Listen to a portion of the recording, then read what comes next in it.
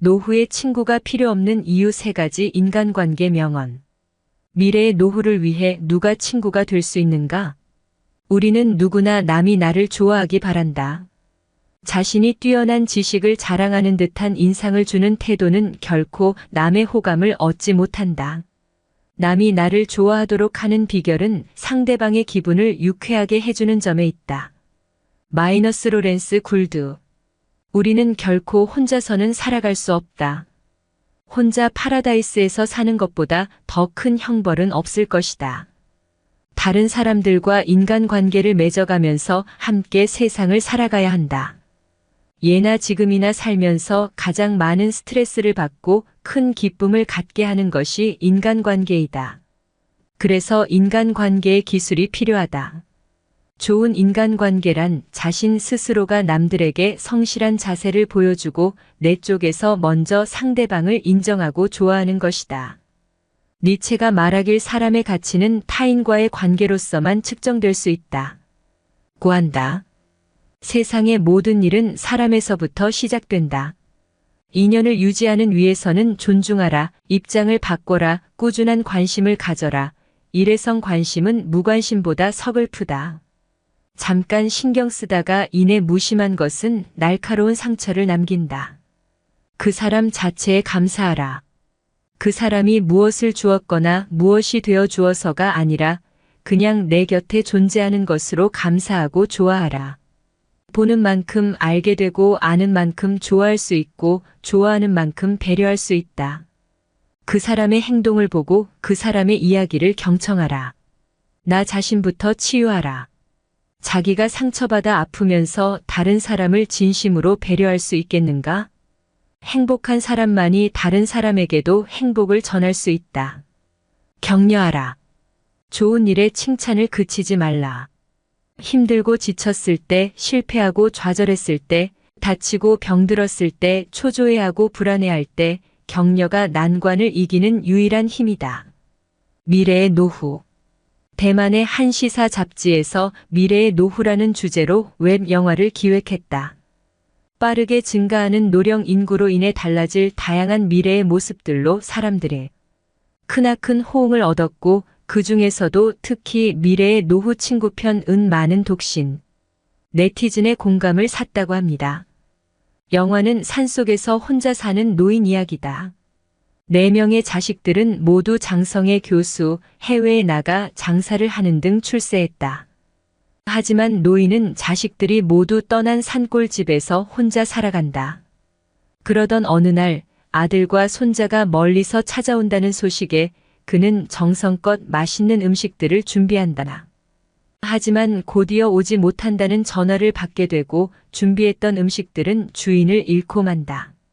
이때 창밖의 하늘마저 우중충해지고 노인은 친구를 불러 함께 식사할 계획을 세운다. 하지만 누렇게 색이 바랜 낡은 수첩을 한참 동안 뒤적거려도 함께 식사할 만한 친구를 찾지 못한다. 이내 창밖에서는 비가 쏟아져 내리고 결국 노인은 부엌 식탁에 앉아 가득 차려진 음식을 홀로 먹는다. 마지막 장면 위로. 인생의 마지막 20년을 함께할 친구가 있습니까? 라는 자막이 흐른다. 누구나 그렇게 혼자가 된다. 대만 최고 베스트셀러 작가 우러취한 저 우리는 그렇게 혼자가 된다. 에서 완벽하게 홀로 서는 노인들에게 다음 3가지를 요청한다. 외롭지 않기, 여유롭게 살아가기, 늘 행복하기. 노후의 삶을 완벽하게 해주는 3가지 요소 돈, 사랑, 우정을 지금부터 준비해야 한다. 각자 더 나은 미래를 위해 인문학을 깨닫고 공부하는 태도가 요구된다. 완전하게 홀로 서려는 삶의 자세야말로 진정으로 나답게 행복해지는 길이다. 노후의 친구가 이러했으면 한다. 첫째 가까이 있어야 하고, 둘째 자주 만나야 하며, 셋째 같은 취미면 더 좋다. 넷째 같은 생각과 생활 수준이 비슷하면 다행이다. 다섯째 종교가 같으면 금상첨화다. 인간관계는 거울과 같다. 사람들과의 관계에서 겪는 문제들 중 대부분은 스스로 빚힌 문제다. 상대방을 나와 같은 생각으로 바꿀 필요는 없다. 혼자 웃는 거울이 없듯이 우리 자신의 생각들을 조금씩 바꿔나가다 보면 주위 사람들과의 관계는 자동으로 개선된다. 사람의 인연도 마찬가지다. 향을 가까이 하여 향기가 나고 생선을 꿰면 비린내가 나는 것과 같다. 사람은 조금씩 물들어가는 것을 본인만 모를 뿐이다. 공자는 말한다. 다른 사람을 대할 때 그 사람의 몸도 내 몸같이 소중히 여기라. 내 몸만 귀한 것이 아니다. 남의 몸도 소중하다는 것을 잊지 말라. 그리고 내가 다른 사람에게 바라는 일을 내가 먼저 그에게 베풀어라. 사람은 서로의 입장과 처지를 바꿔 생각해야 한다. 세종대왕은 남을 너그럽게 받아들이는 사람은 항상 사람들의 마음을 얻게 되고 위엄과 무력으로 엄하게 다스리는 자는 항상 사람들의 노여움을 사게 된다. 고 한글 창제의 극심한 반대를 무릅쓰고 자기 편으로 만드는 성군이다. 대부분의 사람들은 내 편도 아니고 내 적도 아니다. 또한 자신이 무슨 일을 하거나 자신을 좋아하지 않는 사람들은 있게 마련이다. 모두가 자신을 좋아하기를 바라는 것은 지나친 기대이다. 다른 사람과 교제할 때 꼭 잊지 말아야 할 일은 상대방의 나름대로의 생활 방식을 인정하고 남의 인생에 혼란스럽게 하지 않도록 함부로 간섭해서는 안 된다. 사람과 더불어 환난이나 허물은 같이 할 수 있지만 공은 같이 나누기 어렵다. 공이나 안락은 나누기 어렵다. 서로 시기와 비교로 인해 원수되기가 쉽다. 인간관계에서 사이가 좋다 나쁘다를 가르는 것은 상대방이 아니라 바로 당신이다. 당신이 옳은데도 그 사람이 동조하지 않으면 그 사람이 책망받을 것이 아니라 정작 책망받아야 할 사람은 바로 당신입니다. 왜냐하면 당신이 그 사람에게 마음과 정성을 다하지 않았기 때문입니다. 내 스스로 원하지 않는 것을 다른 사람에게 행해서는 안 된다. 내 안에 보물 명검을 가진 자는 그것을 상자에 넣어둔 채 함부로 쓰지 않는다. 나에게 가장 소중한 보물은 무엇일까? 재능, 자산, 재주, 물건인가? 아니다. 누가 뭐래도 가장 중요한 것은 바로 나 자신이다. 내면을 소중히 여기고 자신을 함부로 굴리지 않는다. 자신의 가치를 스스로 발견하고 개발한다. 인품이 갖추어지지 않은 사람이 온갖 명품으로 몸을 치장한다고 해서 돋보이는 것은 아니다. 오히려 그는 비웃음의 대상이 된다. 그러므로 먼저 자신의 가치를 발견하라. 자신의 가치를 알고 자기를 소중하게 여기는 사람, 그가 바로 진정한 보물을 간직한 사람이다. 비난하기 전에 먼저 상대방을 이해하려 애써보라. 왜 그런 행동을 했는지 생각해보고 그 행동을 이해하려 노력하라. 그것이 비판보다 더 유익하다. 더불어 그것은 동정과 관용과 우애를 길러준다. 하늘도 인간이 죽을 때까지 인간을 심판하지 않는데 왜 우리는 인간을 심판하려 드는가? 현명한 사람에게는 매일매일이 새로운 인생이다. 그러므로 어제의 일은 잊고 내일의 일은 생각하지 말아야 한다. 오직 오늘만이 새로운 인생이다. 인간의 본성 가운데 가장 비극적인 것 중에 하나는 현재의 삶에서 도피하고자 하는 것이다. 대다수의 사람은 창가에 핀 장미꽃을 즐기는 대신 지평선 너머의 신비로운 장미정원을 꿈꾼다. 노후 3대 불안돈, 건강, 외로움 해결하는 방법. 과거 족보나 문헌들을 조사해보면 고려시대 918만 1392년 임금 34명의 평균 수명은 42.3세, 조선시대 1392만 1910년 임금 27명의 평균 수명은 46.1세로 나타난다. 왕들의 수명은 40세 전후에 불과했던 셈이다. 조선시대 임금 중 가장 장수했던 임금은 21대 영조로 현재 우리나라의 평균 수명을 뛰어넘는 83세까지 살았다고 한다. 의료기술이 발달하지 못한 그 시대의 장수 비결이 궁금해지기도 한다.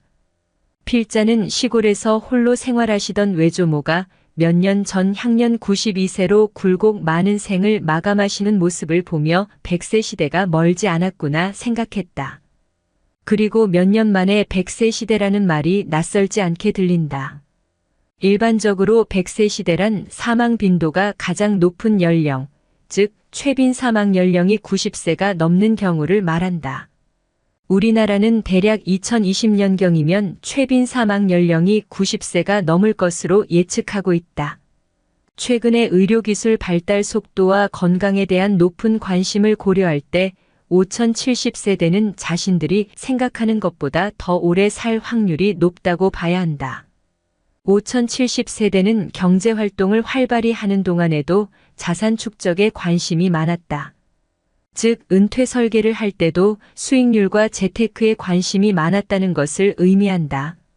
하지만 이제는 축적된 재산을 유지하고 보전하는 일에도 소홀히 해서는 안 된다. 그동안 열심히 저축하고 모아온 자산 등이 예상하지 못한 일로 한순간에 없어지거나 줄어들 수도 있기 때문이다. 한마디로 위험 관리가 필요하다는 얘기다.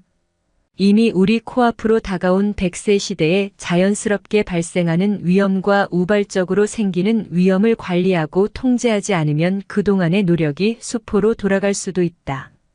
앞으로 5070세대가 부딪힐 수 있는 대표적 위험 3가지를 살펴보고 구체적인 대응 방안을 모색해보자. 의료비 리스크. 보장 자산을 사망에서 노후 의료비로 재편. 우리나라의 100세 이상 인구는 몇 명 정도 될까? 2015년 기준 통계청에 따르면 3,159명으로 여성이 2,731명, 남성이 428명으로 여성이 6배 정도 많다고 한다. 하지만 행정자치부 조사에서는 100세 이상 인구를 17만 562명으로 집계하고 있다. 1만 4천 명 정도 차이가 나는 이유는 뭘까? 행정자치부는 주민등록 기준으로 말소 여부로 판단하는 반면 통계청은 인구 센서스 전수조사를 통해 파악하는 조사 방법의 차이 때문으로 보인다. 필자는 여기서 궁금한 점이 하나 더 생겼다. 과연 차이가 나는 1만 4천여 명의 100세 어르신들은 어디에 있다는 말인가? 대부분은 거동의 불편과 질병 등을 이유로 병원이나 요양병원에 입원 치료 중일 가능성이 높아 보인다. 지난해 생명보험협회는 우리나라 사람들의 건강 수명, 즉 전체 평균 수명 82.4세에서 질병이나 부상으로 고통받는 기간을 제외하고 건강한 삶을 유지하는 기간이 76.4세라고 발표한 바 있다. WHO 세계보건기구에서는 2014년 기준 우리나라 사람의 건강 수명을 73.2세라고 발표하기도 했다. 이런 점을 고려할 때 우리나라 사람들은 짧게는 6년, 길게는 10년 정도 병치레를 하다 사망하는 것으로 보인다. 이처럼 노후에는 질병이라는 달갑지 않은 친구를 맞이할 가능성이 매우 높다. 노후 질병이 재무적인 측면에서 특히 위험한 이유는 일정 연령이 되면 자연스럽게 발생하고 오래 살수록 그 위험의 정도가 급증하며 질병의 정도를 예측하기 힘들기 때문이다. 노후에 발생하는 질병은 자연스런 현상이란 점에서 건강관리만 잘하면 어느 정도 예방할 수 있겠지만 완벽한 예방이 쉽지 않고 한번 발병하면 치료비가 만만치 않다는 문제가 있다. 긴 병에 효자 없다는 속담처럼 노후에 발생되는 치료비는 가족에게 큰 부담이다. 건강보험공단 2015의 조사에서처럼 연령이 증가할수록 1인당 연간 의료비는 기하급수적으로 증가하는 형태를 보이고 있다. 1인당 생애 총의료비가 65세 이후에 절반 이상 발생하는 것은 노후 질병으로 인한 의료비 부담이 5070 은퇴재무 설계 관점에서 가장 큰 위험 요소라는 사실을 반증한다. 의료비 부담을 완화할 수 있는 방법은 없을까? 이를 위해 먼저 국민건강보험에 주목할 필요가 있다. 만약 5070세대가 은퇴 후 의료비가 1,000만 원 발생했다면 본인이 부담하는 금액은 얼마나 될까? 요양기관별로 다소 차이는 있을 수 있지만 일반적으로 건강보험공단에서 63.4% 약 630만 원을 부담하고 나머지 36.6% 약 370만 원은 개인이 부담해야 한다.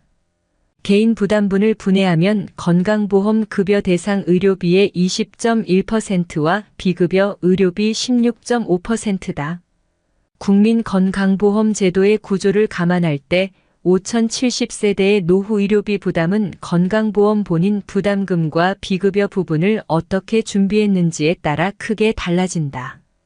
5070세대가 2040 시절에는 가장의 유고에 대비한 사망보장 중심의 위험관리에 초점을 두었다면 50대 이후에는 필연적으로 발생할 수밖에 없는 노후의료비 보장 중심의 위험관리로 보장 자산을 새롭게 리모델링해야 한다.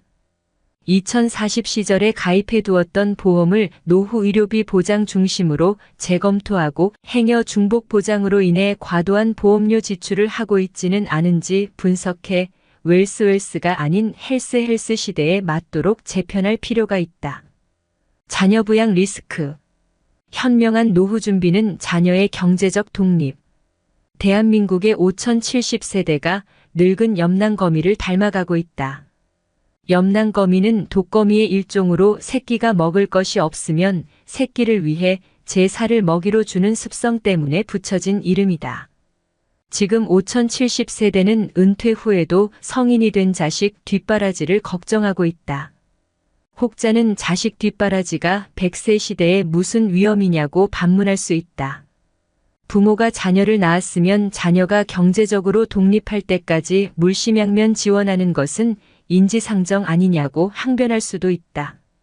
하지만 은퇴 이후 연금 외 변변한 수입원이 없는 상황에서 생물학적 성인 자녀가 사회학적 성인 자녀로 탈바꿈하지 못하면 예상치 못한 상황에 따른 심리적 고충은 물론 경제적 부담도 만만찮다는 점에서 엄청난 리스크가 아닐 수 없다. 경기 침체에다 비혼과 만혼이라는 사회적 현상까지 더해져 부모와 불편한 동거를 하는 성인 자녀가 늘고 있다. 동거를 하지는 않더라도 경제적으로 의지하는 성인 자녀도 꽤 많다. 이는 선배 세대들은 크게 걱정하지 않았던 고민이란 점에서 5070세대에겐 새로운 리스크라 할 수 있다. 이런 현상은 동서양이 다르지 않다. 미국에서는 대학 졸업 후 취업을 못해 경제적으로 독립하지 못하고 부모 곁에 머무는 자녀를 낀 세대라는 의미의 TWIXTER라 부른다. 캐나다에서는 직업을 구하러 이리저리 다니다가 결국 집으로 돌아온다는 뜻에서 부메랑 키즈, 영국에서는 부모 퇴직연금을 축낸다는 뜻에서 키퍼스 KIPPERS 키즈 인 페런처 파커츠, 이로딩 리타이어먼트 세이빙즈, 이탈리아에서는 모친이 해주는 음식에 집착한다는 의미의 맘모네MAMMON이라고 칭한다. 우리나라에서는 학교 졸업 후 취업을 못해 경제적으로 독립하지 못하고 부모에게 의존하는 2030대 젊은 층을 캥거루족, 취업을 했어도 경제적 독립을 못하고 부모에게 의존하는 3040대를 신캥거루족이라고 칭한다. 이처럼 5070세대가 은퇴 이후 성인 자녀를 부양하는 상황이 연출되면 이들의 노후 준비 자산은 급속하게 줄어들게 된다. 자녀의 경제적 독립이야말로 가장 현명한 노후 준비 방법이라고 말하는 이유다. 개인이 처해 있는 상황과 가치관이 다르기 때문에 자녀 부양 리스크에 대한 통일된 대처 방법을 제시하기는 어렵지만 조금 생각하면 실천할 수 있는 방안 두 가지를 제시해보고자 한다. 첫째, 부양기간과 지원 범위를 자녀와 함께 정하는 것이다. 최근 육아정책연구소에서 2050대 성인을 대상으로 언제까지 자녀에게 경제적 지원을 해야 하나? 라고 물어본 결과 응답자의 40.9%는 적어도 취업 전까지는 자녀를 경제적으로 뒷받침해줘야 한다고 응답했다. 2008년에는 이 비중이 26.1%였던 점을 감안할 때 성인 자녀의 부모에 대한 의존도가 증가하고 있음을 보여주는 대목이라 할 수 있다. 자녀의 경제적 미독립이 게으름 등 개인적 소양 탓보다는 사회 경제적 구조 변화와 밀접한 관련이 있는 상황에서 자녀의 경제적 독립을 이끌어내기가 쉽지는 않겠지만 경제적 지원 범위와 기간을 자녀와 합의하는 과정을 거쳐 합리적인 선에서 정하고 독립을 이루는 방법을 함께 고민하다 보면 자녀의 경제적 독립이 앞당겨지지 않을까. 둘째, 소규모 청년 창업이다. 취업이 어렵다 보니 소규모 청년 창업이 늘어나고 있다. 청년 창업의 경우 어느 정도 정부 지원을 받을 수 있지만 결국 부모에게 의존할 수밖에 없다. 능력이 된다면 한없이 지원하고 싶지만 5070세대 대부분은 그렇지 못한 게 현실이다. 참 난감한 상황이다. 수년 전 은행에서 퇴직한 박씨 60의 경우 부모님에게 물려받은 땅과 아파트, 그리고 퇴직금이 전 재산이다. 그런데 명문대 졸업 후 몇 년째 취업을 하지 못하고 불편한 동거를 하고 있던 자녀가 어느 날 조심스럽게 창업자금을 요청하더란다. 지원을 해야 하나 말려야 하나? 많은 고민 끝에 박 씨는 구체적인 조건을 내걸고 지원을 해주기로 했다. 자녀에게 사업 계획서를 요청하고 자금을 한꺼번에 지원하기보다는 순차적으로 지원하며 아버지가 아닌 채권자로서 계약서까지 썼던 것이다. 부모와 자식 간에 이렇게까지 해야 하나 혀를 찰 수도 있으나 이런 일일수록 냉정하게 대하는 게 정답에 가까운 차선책인 것 같다. 금융사기 위험. 내 돈 지키는 5가지 행동 지침. 뉴스나 드라마를 통해 은퇴자들이 어이없게 금융사기를 당하는 경우를 종종 보게 된다.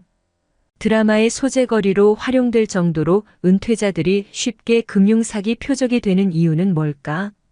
주된 직장에서 물러난 은퇴자들은 비록 고정 수입은 크게 줄어들었다 해도 퇴직금과 모아둔 유동자산이 다른 세대에 비해 상대적으로 많은 편이다. 여기에다 금융시장의 변화에 둔감한 상황에서 줄어든 고정 수입을 보충하고픈 조급한 마음에 고수익 상품에 대한 욕구가 커져 금융사기범의 미끼를 덥석 물 가능성이 높다. 미국 투자자교육재단에서는 금융사기를 당하기 쉬운 사람의 유형을 다음과 같이 분류하고 있다. 50대 후반의 기혼자, 자신의 판단과 금융 지식이 평균 이상이라고 생각하는 낙관적인 성격의 소유자, 새로운 생각이나 판매 선전에 귀가 솔깃한 사람, 최근에 건강 또는 금융상 어려움을 겪은 사람 등. 이 중에서 2가지 이상에 해당되는 사람은 금융사기에 당할 가능성이 높으므로 조심해야 한다. 단 한 번이라도 금융사기를 당하게 되면 힘들게 모아온 자산을 다 잃을 수 있다. 아래의 금융사기 예방을 위한 5가지 행동 지침을 소개한다. 첫째, 아는 사람인데 잘해주겠지, 전문가이니까 잘해주겠지라는 생각을 버려라. 아는 사람이 더 무서울 수 있다. 이들은 오히려 고객의 이익보다 금융기관이나 종사자의 이익을 우선할 수 있다. 둘째, 금융업에 종사하는 개인이 제공하는 보고서가 아닌 금융기관의 보고서를 받아라. 가끔 개인이 작성한 고수익을 보장하는 보고서를 믿고 투자에 나섰다 낭패를 보는 경우가 있다. 고수익을 보장하는 약속 뒤에는 대부분 고객의 자금을 유용할 의도가 숨어 있는 경우가 많다. 초저금리 시대에는 고수익을 미끼로 2자릿수 수익률을 제공하면서 호시탐탐 돈을 노리는 금융사기꾼이 주변에 널려 있다는 점을 명심하자. 셋째, 배우자의 사망, 이혼 소송 등으로 어려운 상황에 처해 있을 때 불현듯 다가오는 도움의 손길을 조심하자. 사람의 어려움을 악용하는 사람들이 의외로 많다. 특히 돈과 연관된 도움의 손길은 주변 사람과 충분히 상의해 결정해도 늦지 않다. 채근하는 사람은 뭔가 꿍꿍이가 있다고 봐도 무방하다. 삶의 전환기나 실현기에는 좀 더 시간적 여유를 가지고 결정해야 한다. 넷째, 장점만 있는 금융투자 상품은 없다는 점을 명심하자. 세상에 공짜는 없다는 말처럼 금융투자 상품에 투자할 때는 그 상품의 장단점을 충분히 파악한 후 투자를 결정해도 늦지 않다. 마지막으로 금융사기꾼이 노리는 것은 높은 수익률에 쉽게 흔들리는 고객의 마음일 수 있다는 점을 명심하자. 고수익을 확정 보장하거나 마감 임박이라면서 투자 권유를 종용하는 경우 금융사기를 의심해 봐야 한다.